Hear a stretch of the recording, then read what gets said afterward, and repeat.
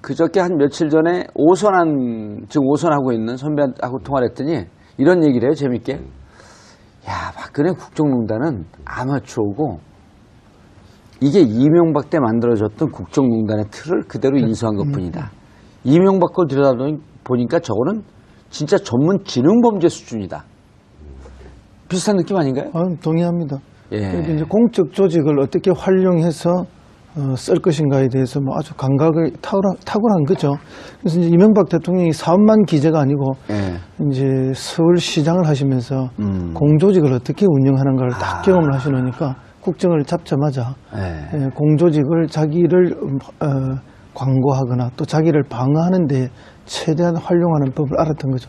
다만 그게 이제 불법인 걸 몰랐던 거죠. 설마 불법인 걸 알았겠지만 자분자분 들키겠냐. 자분자분 얘기하시는데 더 무서워요. 김관진 뭐라 했죠 어제? 대통령께서 사이버 사령부에 그 현역병들은 제대가 가버리니까 민간인을 채용하자. 군무원을 채용하자. 그래서 이제 군무원 채용이죠. 예. 그럼 이 친구들은 이제 정년 때까지 계속 있으니까 아주 고도로 전문화되면서 열심히 할 거고. 또 그런 인력을 늘리는 부분은 사실은 이제 우리가 정부에서 인력을 늘릴 때는 두 개의 기관과 의논을 해야 됩니다. 첫째는 행자부죠. 행자부에서 조직의 정원 관리를 합니다. 아주 독특한 논리인데요. 청와대 비서관 출신이죠. 예. 제가 직접 조직을 늘리고 이런 역할을 이제 행자부하고 의논하면서 해본 경험이 있었어요. 예. 행자부에서 그래서 조직 진단하고 행정 수위에 맞는 필요가 있는가 이 판단이 이제 내려져야만 이제 기재부하고 협의를 해요. 기재부에서 돈을 줘야 월급을 줄 거 아닙니까? 그 예산 배정을 해야 되거든요. 그래서 이 두 조직은 사실 같은 부처 내에 있더라도 정부 위의 부처예요. 다른 모든 부처들 위에 시어머니 부처 같은 데죠. 하나는 조직의 정원과 관련해서 권한을 딱 쥐고 있고 그다음에 기재부는 예산을 주는 권한을 딱 쥐고 있기 때문에 이 두 부처가 도와주지 않으면 다른 부처들은 일하기가 매우 어렵습니다. 근데 이제 국방부에서만 요구해가지고는 이 두 부처에서 쉽게 아이고 그렇네요 하세요 올려드릴게요 늘려드릴게요 이렇게 안 된단 말이죠. 잘 안 되니까 대통령이 지시했다는 걸 특별히 두 번이나 강조해가지고 행자부하고 기재부 특히 기재부 쪽에 특별히 두 번이나 강조를 해서 군문권에 다 나오지 않습니까? 그래서 이제 조직 정원을 하고 새로 사람을 뽑은 거예요. 이게 정부 조직이라는 게 새로 늘리고 사람 뽑는 게 그리 쉬운 일이 아닙니다. 그럼 이 지시를 받은 건 누가 했다고 볼 수 있나요? 그 지시는 이제 국방부가 받은 거죠. 이제 지시를 내린 사람은 청와대인데 청와대 내에서도 제가 볼 때는 이명박 전 대통령이 직접 지시를 내린 것으로. 누구를 통해서 했겠죠? 비서관들, 수석들을 통해서 한 거죠. 그러니까 이제 마지막 그 명령권자 이명박 대통령이라는 게 서서히 이제 지금 드러나고 있는 것이 아닌가. 그러네. 백승 변호사님. 그 청와대 출신이어서 아주 깨알 같은 알찬 정보. 1년 동안 제가 보는 중에 가장 더 좋은 알찬 정보. 평상시에도 좋은 정보를 많이 양산하시는데 우리가 또 청와대는 그 근처 칼국수집까지만 가봤거든요. 수제비집까지 가신 거죠? 수제비집. 네. 그러니까 진짜 이 행자부와 기재부의 동의 없이는 군무원 70명을 지원할 수 없었을 것이다. 그렇죠. 그러면 청와대 오다가 있을 것이다. 청와대 오다인데 비서실장이 대통령의 동의 없이 마구 늘릴 수는 없는 거 아니에요? 이게 또 공무원 총량제에 걸립니다. 그럼요.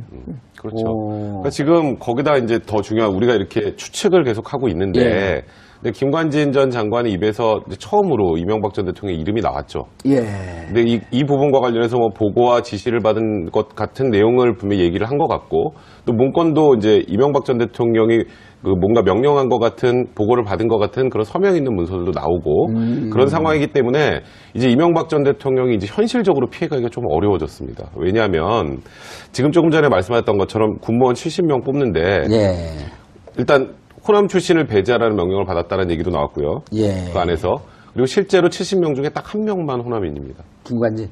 그러니까 그 김관진 전 장관도 전주 분이고 그거 말고 그 당시에 이제 충원된 70명 중에 진짜 딱 한 명만 호남 출신이었고요. 그러니까 실질적으로 배제가 있었다라고 볼 만한 정황이 많죠. 우리나라 도가 몇 개인데 호남에서 딱 한 명만 됐다라는 게 좀 근데 우리 셋도 다 배제될 뻔했어요. 그 지원하면 우리가 좀 잘생겼잖아요. 호남.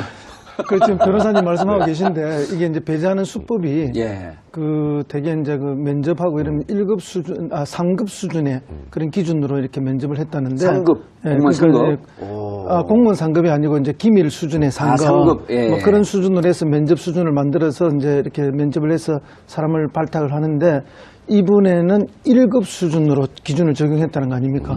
그러니까 이제 이게 특별히 호남 출신들을 탈락시키기 위해서 그런 엄격한 기준을 적용한 거죠. 그렇게 해서 면접을 하면서 호남 출신들한테는 면접 점수를 아주 나쁘게 줘가지고 다 배제시켜버린 거죠. 그러니까 지금 말씀하셨던 것처럼 그렇게 배제시키는 건 이거는 뭐 명백하게 그냥 직권남용입니다. 직권남용. 형법상 직권남용죄에 해당할 예. 수밖에 없고요.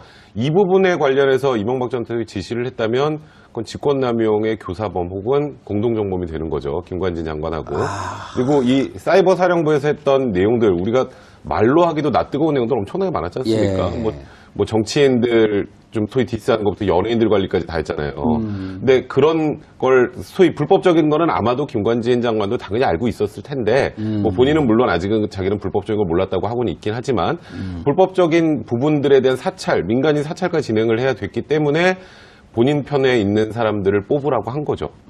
거기에 뭐 정봉주 의원 같은 분은 한번 쑥 들어가면 그거 어떡하시겠어요? 큰일 나죠. 그러니까요. 그러니까 제가 거기 동화되죠. 하여튼 그러니까 이런 소위 안 좋은 것, 불법적이라는 걸 알고 있기 때문에 여기에 우리와 성향이 다른 사람이 하나라도 들어오면 난리가 나는 거예요. 그 이유가 있네요. 이제 그러니까 우리와 성향이 동일한 사람들만 뽑아라. 그 다음에 호남 사람들은 배제해라. 이제 그런 내용들이 들어가게 된 거고, 그 명백한 불법성이기 때문에 이건 일단 두 가지로 나눠봐야 되는데 이번 거, 그러니까 호남 인사 배제해서 사람들 뽑았던 거는 이제 형법상 직권남용죄 명백하게 해당합니다. 예, 호남 인사 배제.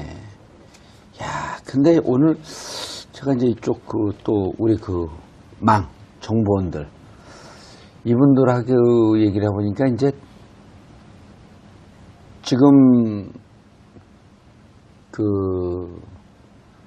누구죠? 사이버 사령부의 김관진. 네. 그런데 이제 사이버 사령관이 처음에 연재욱. 네. 그다음에 그렇죠. 옥도경. 옥도경이 뭐 전문가인지 모르시죠, 두 분 다? 그렇죠. 모르죠. 둘 다 원스타로 진급을 하면서 오거든요. 네. 사이버 사령관으로 오는데 연재욱 다음에 옥도경이었는데 옥도경이 해킹 전문가예요. 그래서 이거 취재하고 있는 기자들 몇몇은 옥도경까지 내려갔는데 해킹 프로그램이 2010년도에 구입을 했단 말이에요. 연재욱은 청와대로 왔고 그 박근혜 대통령 비서관으로 들어갔고. 네. 옥도경 시절에 해킹한 게 드러나면 이건 그냥 끝장이 되는 거예요. 또 더 따끈따끈한 게 들어있네. 예. 그래서 지금 이게 현재 적용되는 법률은 직권남용. 네, 그렇죠. 그 다음에 또 만약에 원세훈 원장이 네. 똑같이 남재준 원장처럼 돈을 청와대에 줬다라고 하게 되면 그러면 이제 국고 손실. 아예 커지죠. 이제 커지죠. 최소 국고 손실이고 더 나가서 이제 대가 관계가 있으면 뇌물이 될 수 있는 거죠. 이제 그렇게까지 가면 사실 지금 박근혜 전 대통령과 거의 동일한 정도의 수준이 되는 거예요. 이게 뇌물이라는 것 자체는 일단 지금 금액이 지금 박근혜 전 대통령이 갔던 게 40억이죠. 40억인데 10억이 넘으면 일단 무기 또는 10년 이상. 5억이더라고요, 5억. 5억이 넘으면.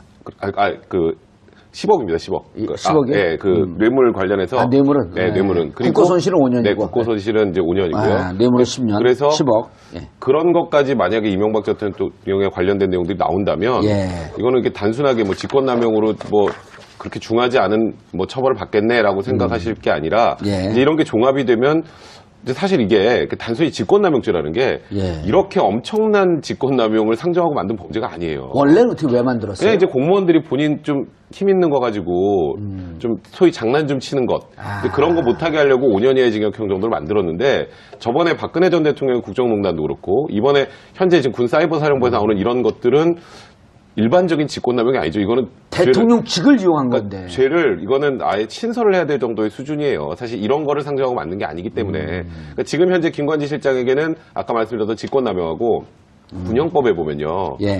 그럼 우리나라가 이제 과거에 이제 군부 독재 시절이지 않았습니까? 그래서 군인의 정치 참여를 엄격하게 제한했거든요. 맞아요. 그래서 군인은 정치행위를 하면 안 됩니다. 그래서 군의 정치 참여 금지. 그게 또 군형법 규정이 있어요. 그게 또 5년 94조더라고요. 네, 그게 또 5년 이하의 징역형이 처해질 수 있는 건데, 그래서 이 두 가지 죄로 만약에 기소가 된다면 최대 7년 6개월 징역형까지 나올 수 있는 거죠. 두 개가 경합이 되기 때문에 추징이 되니까 2분의 1을 가져갈 수 있습니다. 이게 다른 분들 감옥 가려면 가족들도 불행해지고 주위 분들 불행해지는데 저희는 방송하는데 이렇게 힘이 나는 이유는 뭘까요?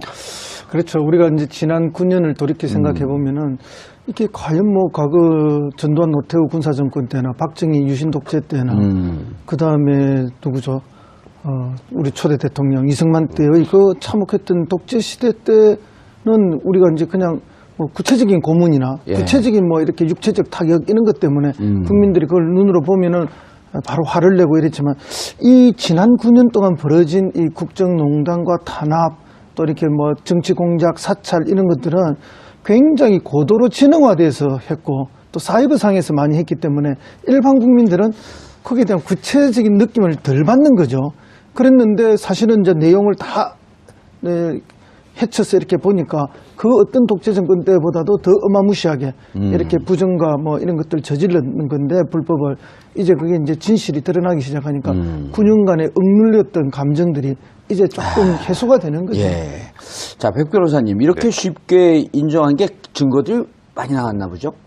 지금 그 일단은 진술들이 일단 워낙 많고요. 그러니까 김관진 전 장관도 들어갔을 때 굉장히 당당했잖아요. 기억하시죠? 거의 나는 아무 잘못이 없습니다.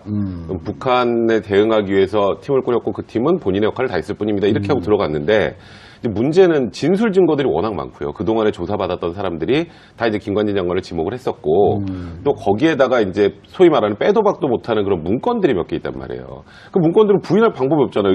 이게 딱 문서를 이렇게 내미는데 이걸 어떻게 부인합니까? 거기 본인 이름도 써 있고 그러면 대통령 지시사항 시달 뭐 이런 문건들이 있으니까 그런 문건들이 있는데 저 이명박 전 대통령한테 보고 안 했어요. 그게 더 코미디죠. 여기 보고 이렇게 중요한 보고사항이라고 돼 있는 걸 보고를 안 했다는 게 더 이상한 상황이고, 그러니까 김관진 전 장관 같은 경우에는 아마도 들어가서 조사를 받는 과정에서 이거는 빠져나갈 방법이 없겠구나라고 생각한 것 같아요. 그런 상황에서 만약에 본인 책임으로 다 했다라고 하면은 모든 죄의 덤탱이를 김관진 장관이 다 써야 되는데 윗선을 얘기를 하면 한결 가벼워집니다. 형이요? 당연하죠. 그러니까 최초의 지시하고 이걸 한 사람이, 그러니까 소위 말해서 그 조폭에서도 처벌할 때 두목이 제일 중하게 처벌받는 거랑 똑같은 거예요. 밑에 애들은 시키니까 하는 거. 그러니까 밑으로 갈수록 형이 좀 떨어질 수밖에 없는 거고요. 무죄가 되진 않지만 어쨌든 그렇죠, 감량이 그렇죠. 된다. 그리고 만약에 뭐 김관진 장관 같은 경우에 수사에 만약에 적극적으로 협조를 한다면 지금까지는 적극적인 협조는 아닌 것 같아요. 이제 구속영장을 청구했으니까 구속영장이 발부가 돼서 신병 확보가 되면 이제 그 다음부터는 이제 이명박 전 대통령과의 관련성에 집중적으로 이제 추궁이 이제 이어질 텐데, 협조를 적극적으로 하면 검찰에서 우리나라 공식적으로 플리바게닝이라고 해서 형량을 이렇게 소위 D라는 제도는 없지만 힌트를 하나 드릴게요. 장시호 씨. 구형 1년 6개월 했잖아요. 그런데도 막 울었어요. 근데 사실 장시호 씨 혐의는 1년 6개월짜리가 아니에요. 최소 3년에서 5년은 구형을 하는 게 맞는데. 뭐였었죠, 장시호 씨가? 장시호 씨는 뭐 삼성에 이제 강요한 거, 16억 정도 강요했던 거, 그다음에 횡령도 한 7억, 뭐 이런 것들이 포함되어 있으면.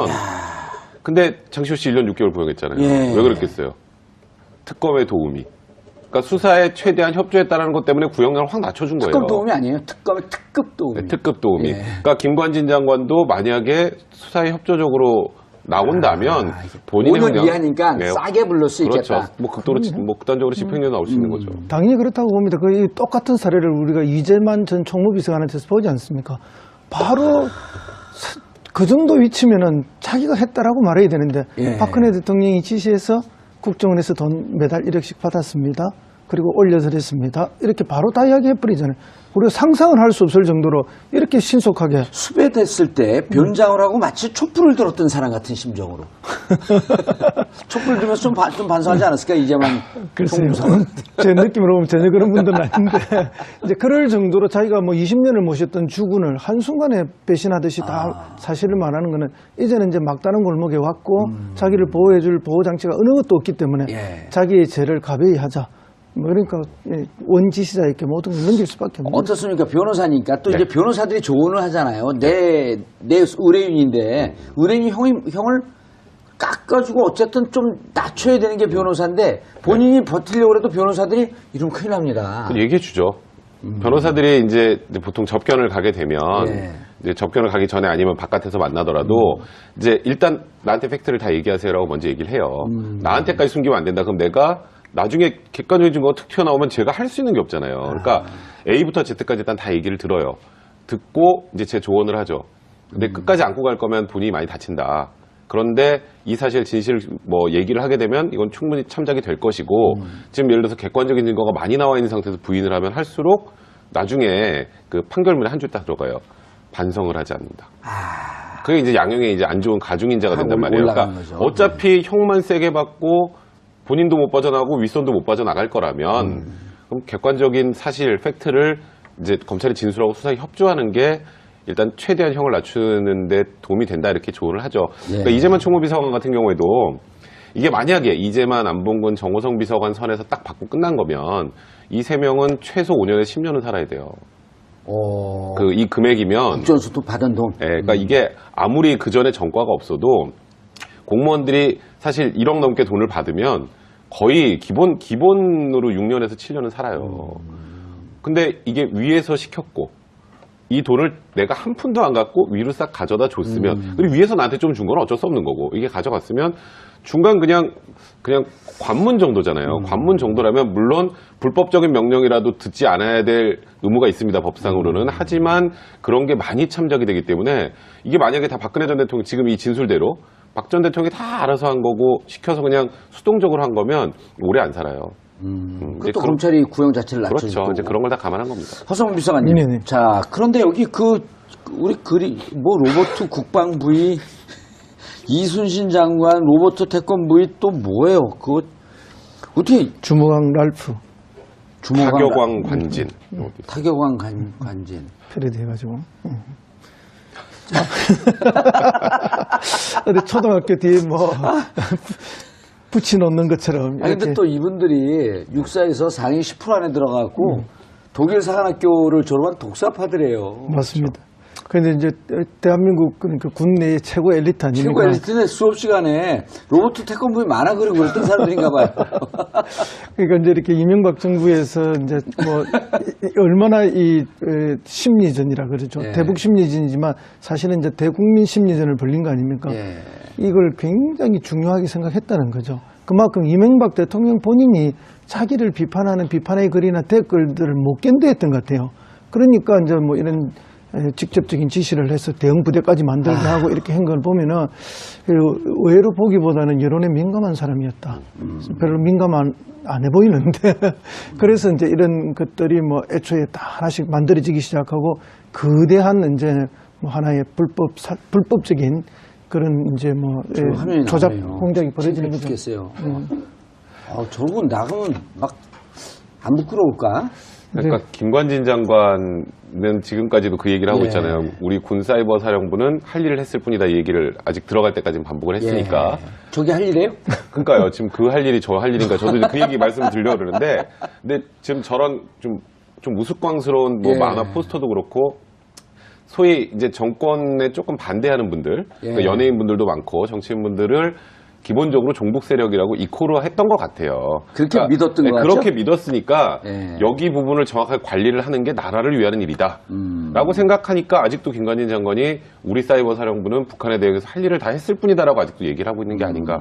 그래서 호남 사람들도 다 배제를 한 거고 그런 생각이 좀 드네요. 뭔가 뭐 굉장히 잘못된 전도된 가치관을 가지고 있는 사람들이 국정을 맡았다는 게 우리나라 전체의 불행이죠, 사실은. 그래서 이 커다란 불행이 지금 계속되고 있는 거고.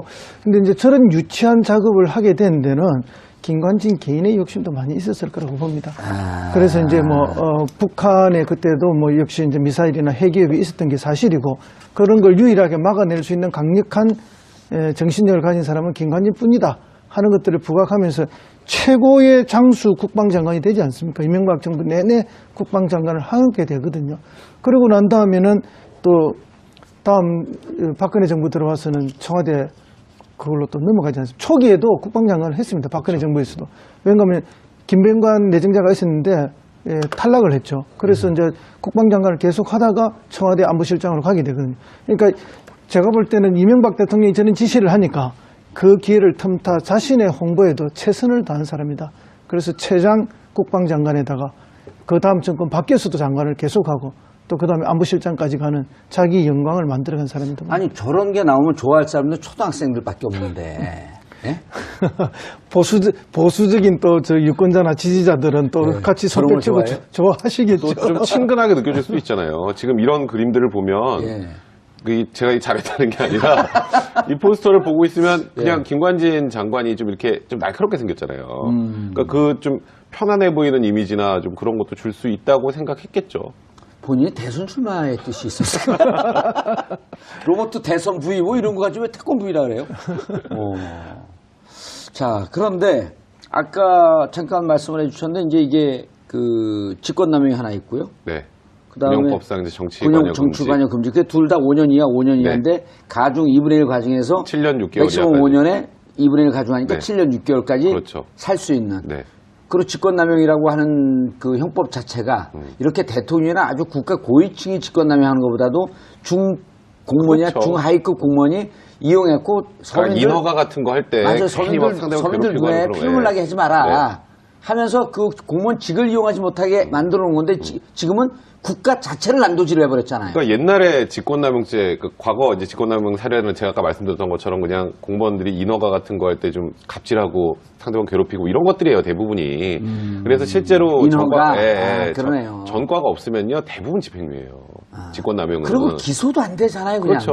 그러니까 뭐 기소가 되더라도 집행유예 정도로 끝나는 경우가 많은데 이제 문제는 이번 직권남용은, 그러니까 우리가 작년부터 보고 있는 이 직권남용, 박근혜 전 대통령의 국정농단도 그렇고 지금 이제 군사이버사령부에서 했던 이런 것들은 제가 알고 있는 형법의 직권남용 수준을 넘어선 거기 때문에 그래도 이제 일단 처벌을 하기 위해서는 법 규정이 있어야 되잖아요. 그 행동을 했을 때 그 법 규정대로 할 수밖에 없기 때문에 통상적인 다른 직권남용 사건보다는 구형량도, 선고량도 커질 수밖에 없는 사건이죠. 궁금한 게 이거 5년 이하의 징역이면 구형을 5년 이상은 못 하나요? 못 하죠. 5년까지만 하고 그렇죠. 그리고 이제 재판부가 이쯤이면 무척 악질적이기 때문에 5년 구형에 5년형이 나올 가능성이 그럴 수도 있는 거예요. 이 정도 직권남용이라면 통상 전과 없는 직권남용 범죄 초범 같은 경우 제가 말씀드렸던 것처럼 대부분 집행유예로 풀려나나 이번 사건 같은 경우는 사실 국기문란 수준이잖아요. 이 정도 되면. 그렇죠. 그렇기 때문에 이런 거는 그 형법 규정에 그렇게 돼 있어서 더 올려치지 못할 뿐이니 이제 구형이나 이제 선고량이 통상적인 직권남용보다 높을 가능성이 많은 거죠. 자, 이제 뚝은 무너진 것 같아요. 네네. 떼면서 이제 돌이 하나 빠지기 시작했는데 그 돌이 꽤 그 치명상을 입힐 수 있는 그런 돌이 빠졌는데 몇 년 사셨죠? 저는 9개월 조금 못 살았습니다. 근데 그때 20대 때인데 지금 이분들이 이제 60이 넘었어요. 그 겨울이 다가오고 있어요. 그래도 뭐 요즘이야 뭐 시설이 좋아져가지고 열선도 깔려 있고. 그 가서 오래 사시라고. 그 저희 때야 뭐 저기 아예 마룻바닥에 담요 한 장 깔고 그럼요. 이불 하나 덮고 자는데. 자다 보면 쥐가 왔다 갔다 또 화장실로 그리고 뭐 들어가고. 화장실도 수세식이 아니잖아요. 밑에서 냄새가 올라오는데 마개로 막아놓고 그런 상황이었고 뭐 겨울에 일어나면 막아놓고 쿵쿵 소리 안 들려요 밤에? 쥐가 그걸 들이받는 거에 나오려고. 그거는 이제 저 밑에 근데 1층은 그렇고 2층 쪽에 있는 사람들은 좀 덜하죠. 2층은 쥐가 없어요. 근데 교도소는 쥐가 많았어요, 이상하게. 저는 다행히도 2층에 있었습니다. 교도소는 왜 쥐가 많죠? 글쎄요. 뭐 잔반 처리 이런 것 때문에 문제가 좀 안 있겠습니까?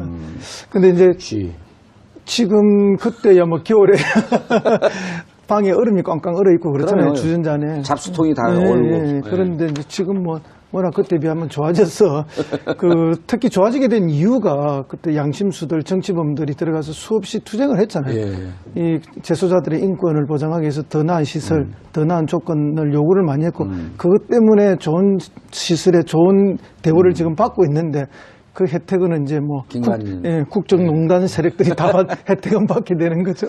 자, 이명박 전 대통령의 대응이 궁금해요. 뭐 지금 공식적인 대응이 거의 없었죠. 예. 뭐 한두 번 뭐 대통령은 바빠서 그런 갈 시간이 없는 사람이다 이런 이야기 한번 한 적이 있고. 예. 그다음에 그게 뭐 정무수석 했나요? 김두호. 예. 이분이 한국일보가 어디 기자 출신이죠? 조선일보 아닙니까? 조선일보인가요? 조선일보인가요? 저 정확하게 저는 모르겠어요. 그 메이저 신문의 기자 출신 맞습니다. 그 뭐 예전에 제가 조선일보에서 이분이 쓰는 칼럼도 많이 봤던 것 같은데 그분이나 생각이 듭니다. 이분도 서울구치소에 있었어요. 그분은 뭐 그때 뇌물이나 뭐 돈과 예. 관련돼서 좀 들어가 계시지 않았나요? 이분이 서울구치소에 있는데 면회 대기하고 있는데 저도 변호사 접견 대기하고 있는데 제 옆에 앉아갖고 저는 묻지도 않는데 안녕하세요 그러더니 전 잘 모르잖아요. 김두호입니다. 근데 그때부터 얘기를 하기 시작을 해요. 노무현 대통령을 서면 조사하고 최악의 경우에 방문 수사를 하라 그랬다. 그런데 검찰이 소환 수사를 해갖고 이명박 대통령이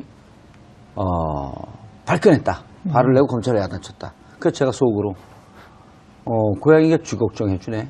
그럼 내가 언제 물어봤어요 그거? 당신들 때문에 이런 대형 사고가 났다는 걸 누가 물어보지 않는데 그걸 쫙 저한테 해명을 하는 거예요. 알았다고. 오래 사시라고. 어쨌든 검찰에 수사하라고 지시는 잘 했구나. 그죠? 예. 네. 그렇네요. 네, 스스로 고백을 했네요. 근데 뭐 그랬을 리가 없다고 생각을 합니다. 예. 그런 수준 했던. 김두호 전 청와대 홍보수석이 뭐라 그러냐. 이분이 대통령의 시간 쓴 사람 아니에요. 그렇죠. 대통령의 시간. 자서전을 거의 뭐 아. 대신 써준 사람이에요. 예. 뭐라 그랬어요? 김두호 수석이? 뭐 어차피 우리를 그 이명박 대통령을 겨냥하고 하는 거고 최종 종착지는 이명박 대통령을 겨냥해서 오고 있는 거니까 예. 우리가 뭐 특별히 대응할 게 없다. 뭐 별 그거 없이 바라보고 있다 이런 식으로 이야기를 했죠. 그래서 이제 자신들도 뭐 지금 벌어지고 있는 여러 가지 적폐청산과 관련해서 최종 목표가 자기들 것이다. 뭐 이렇게 이야기하고 있는데 우리가 적폐청산의 목표를 자기로 뭐 이명박 전 대통령을 정해놓고 하는 것은 아니지 않습니까? 그러니까요. 이제 있는 것 그대로를 다 한번 정확하게 국민들에게 드러내 보는 것이고 그 상황에서 위법적인 사항이 있다면 그게 적합한 처리를 받는 것이 당연한 것이고요. 예. 그러니까 어떤 작은 일을 크게 키워서도 안 되고 큰 일을 자기 축소해서도 안 된다고 저는 뭐 있는 그대로 또 법에 따라서 적법하게 하는 것이 맞다. 그렇게만 해도 지금 뭐 이명박 전 대통령의 과오는 충분히 드러나고도 남을 것이다 봅니다. 이제 정치보복이라는 것은 예. 없는 사실을 더 씌워서 그래서 이제 박해를 가하는 거 이게 사실 정치보복 아니겠습니까? 그렇죠. 그러니까 실질적으로 지금 이명박 전 대통령 측에서는 심기가 불편할 수밖에 없을 거예요. 이게 마치 아예 처음부터 대상을 상정하고 올라온 것처럼 보였기 때문에 분명히 불편할 수밖에 없을 텐데 문제는 지금 이게 단계를 거쳐서 올라가고 있잖아요. 밑에서부터. 거기다 지금 사실 원세훈 전 국정원장 때는 거기서 딱 끊겼어요. 거기서 이명박 전 대통령까지 올라갈 그 연결고리가 나오지 않았는데 이심 다른 한 축에서 지금 연결고리가 나와버렸잖아요. 더 빨리 나왔어요. 문관도 나오고 또 김관진 장관의 입에서도 나왔기 때문에 이제는 사실 수사를 할 수밖에 없는 상황이 된 거예요. 그러니까 이거는 사실 단순하게 그냥 정치보복이다라고 할 것이 아니라 이게 위법한 게 있으면 말씀하셨던 것처럼 그에 따라서 합당하게 처벌을 받는 것 그거는 모든 국민은 법 앞에 평등한 거기 때문에 전직 대통령일지라도 수사는 받아야죠. 만약에 예. 문제가 있다면 이제 없는 사실을 해서 더 씌운다라고 지금 생각하고 계시진 않는 것 같아요. 지금 내용들을 보면 네, 그러니까 왜 적폐라고 하는 게 절묘하게 MB 때만 있었는지 모르겠다 이런 얘기들을 하시는 걸 보면 그거는 인정하되 네, 하는데 다른 왜- 정부에서도 쭉 있었던 근데 일이다. 다른 데 건 안 까고 왜 우리 거만 까? 그러니까 쉽게 말하면 그러니까 이런 거죠. 그럼 예를 들어서 운전을 하는데 예. 신호 위반을 했어요, 제가. 예. 근데 제 앞차도 신호 위반을 했어요. 근데 경찰이 저만 잡아. 근데 저 차를 못 잡았다고 제 위법이 사라지는 건 아니잖아요. 그저께 한 며칠 전에 지금 오선하고 있는 선배하고 통화를 했더니 이런 얘기를 해요, 재밌게. 야, 박근혜 국정농단은 아마추어고 이게 이명박 때 만들어졌던 국정농단의 틀을 그대로 인수한 것 뿐이다. 이명박 걸 들여다보니까 저거는 진짜 전문 지능범죄 수준이다. 비슷한 느낌 아닌가요? 동의합니다. 예. 그리고 이제 공적 조직을 어떻게 활용해서 쓸 것인가에 대해서 뭐 아주 감각을 탁월한 거죠. 그래서 이제 이명박 대통령이 사업만 기재가 아니고 예. 이제 서울시장을 하시면서 공조직을 어떻게 운영하는가를 다 경험을 하시니까 국정을 잡자마자 예. 공조직을 자기를 광고하거나 또 자기를 방어하는 데 최대한 활용하는 법을 알았던 거죠. 다만 그게 이제 불법인 걸 몰랐던 거죠. 설마 불법인 걸 알았겠지만 자분자분 들키겠냐. 자분자분 얘기하시는데 더 무서워요.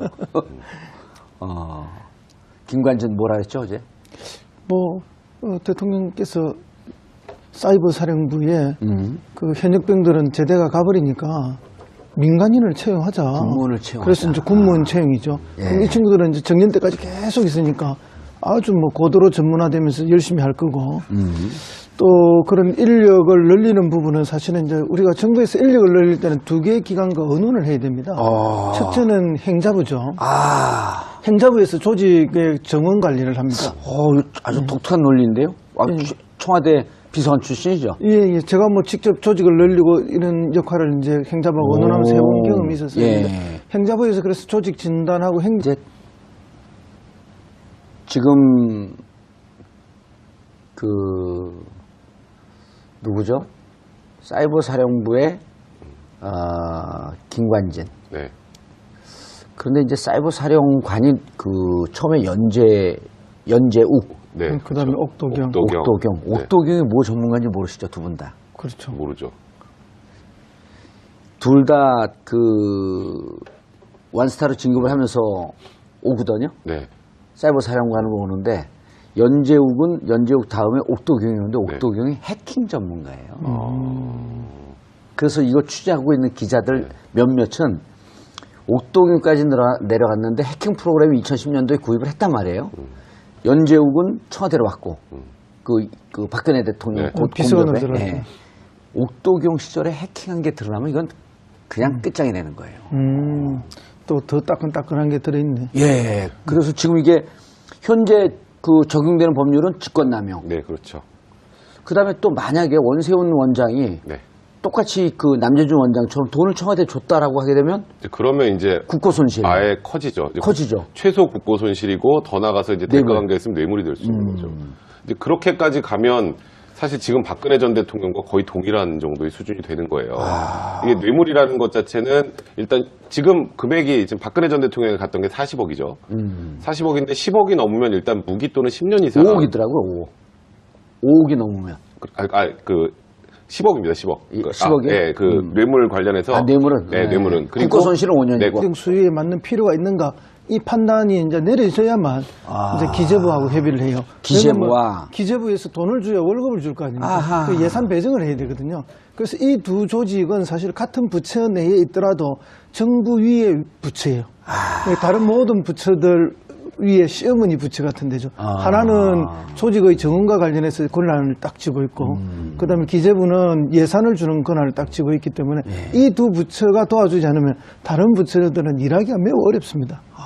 근데 이제 국방부에서만 요구해가지고는 이 두 부처에서 뭐 쉽게 아이고 그렇네요 하세요 올려드릴게요 늘려드릴게요 이렇게 안 된단 말이죠. 이게 잘 안 되니까 대통령이 지시했다는 걸 특별히 두 번이나 강조해가지고 행자부하고 기재부 특히 기재부 쪽에 특별히 두 번이나 강조를 해서 군문권에 다 나오지 않습니까?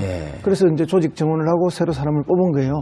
이게 정부 조직이라는 게 새로 늘리고 사람 뽑는 게 그리 쉬운 일이 아닙니다. 그럼 이 지시를 받은 건 누가 했다고 볼 수 있나요? 그 지시는 이제 국방부가 받은 거죠.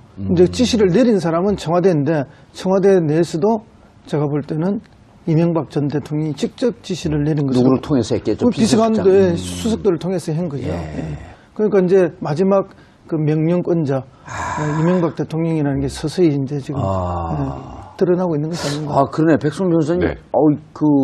청와대 출신이어서 아주 깨알 같은 그러니까요. 알찬 정보. 1년 동안 제가 본 중에 가장 더 좋은 알찬 정보. 평상시에도 좋은 정보를 많이 양산하시는데, 우리가 또 청와대는 그 근처 칼국수집까지만 가봤거든요. 수제비집까지 가신 거죠? 수제비집. 네. 그러니까 진짜 이 행자부와 기재부의 동의 없이는 군무원 70명을 지원할 수 없었을 것이다. 그렇죠. 그러면 청와대 오다가 있을 것이다. 청와대 오다인데 비서실장이 대통령의 동의 없이 마구 늘릴 수는 없는 거 아니에요. 당연하죠. 이게 또 공무원 총량제에 걸립니다. 그럼요. 그렇죠. 그러니까 지금 거기다 이제 더 중요한 우리가 이렇게 추측을 계속 하고 있는데 근데 김관진 전 장관의 입에서 이제 처음으로 이명박 전 대통령의 이름이 나왔죠. 근데 이 부분과 관련해서 뭐 보고와 지시를 받은 것 같은 내용을 분명히 얘기를 한 것 같고 또 문건도 이제 이명박 전 대통령이 뭔가 명령한 것 같은 보고를 받은 것 같은 그런 서명 있는 문서들도 나오고 그런 상황이기 때문에 이제 이명박 전 대통령이 이제 현실적으로 피해가기가 좀 어려워졌습니다. 왜냐하면 지금 조금 전에 말씀하셨던 것처럼 군무원 70명 뽑는데 일단 호남 출신을 배제하라는 명령을 받았다는 얘기도 나왔고요. 그 안에서 그리고 실제로 70명 중에 딱 한 명만 호남인입니다. 김관진. 그러니까 그 김관진 전 장관도 전주 분이고 예. 그거 말고 그 당시에 이제 충원대 70명 중에 딱 한 진짜 명만. 딱 한 명만 호남 출신이었고요. 그러니까 예. 실질적으로 배제가 있었다라고 볼 만한 정황이 많죠. 우리나라 도가 몇 개인데 호남에서 딱 한 명만 됐다라는 게 좀 아니 근데 우리 셋도 다 배제될 뻔했어요. 그 지원하면 우리가 좀 그러니까. 잘생겼잖아요. 호남. 그 지금 변호사님 말씀하고 계신데 이게 이제 배제하는 수법이 예. 그 되게 이제 그 면접하고 이러면 1급 수준, 3급 수준의 그런 기준으로 이렇게 면접을 했다는데. 3급, 공무원 그러니까 3급. 이제 공무원 3급이 아니고 이제 기밀 수준의 3급. 3급, 예. 뭐 그런 수준으로 해서 면접 수준을 만들어서 이제 이렇게 면접을 해서 사람을 발탁을 하는데 이분에는 1급 수준으로 기준을 적용했다는 거 아닙니까? 그러니까 이제 이게 특별히 호남 출신들을 탈락시키기 위해서 그런 엄격한 기준을 적용한 거죠. 그렇게 해서 면접을 하면서 호남 출신들한테는 면접 점수를 아주 나쁘게 줘가지고 다 배제시켜버린 거죠. 그러니까 지금 말씀하셨던 것처럼 그렇게 배제시키는 건 이거는 뭐 명백하게 그냥 직권남용입니다. 직권남용. 형법상 직권남용죄에 해당할 수밖에 예. 없고요. 이 부분에 관련해서 이명박 전 대통령이 지시를 했다면 그건 직권남용의 교사범 혹은 공동정범이 되는 거죠. 김관진 장관하고. 그리고 이 사이버 사령부에서 했던 내용들 우리가 말로 하기도 낯뜨거운 내용들 엄청나게 많았지 않습니까? 예. 뭐 정치인들 좀 소위 디스하는 것부터 연예인들 관리까지 다 했잖아요. 근데 그런 걸 소위 불법적인 거는 아마도 김관진 장관도 당연히 알고 있었을 텐데 뭐 본인은 물론 아직은 자기는 불법적인 걸 몰랐다고 하고는 있긴 하지만 불법적인 부분들에 대한 사찰, 민간인 사찰까지 진행을 해야 됐기 때문에 본인 편에 있는 사람들을 뽑으라고 한 거죠.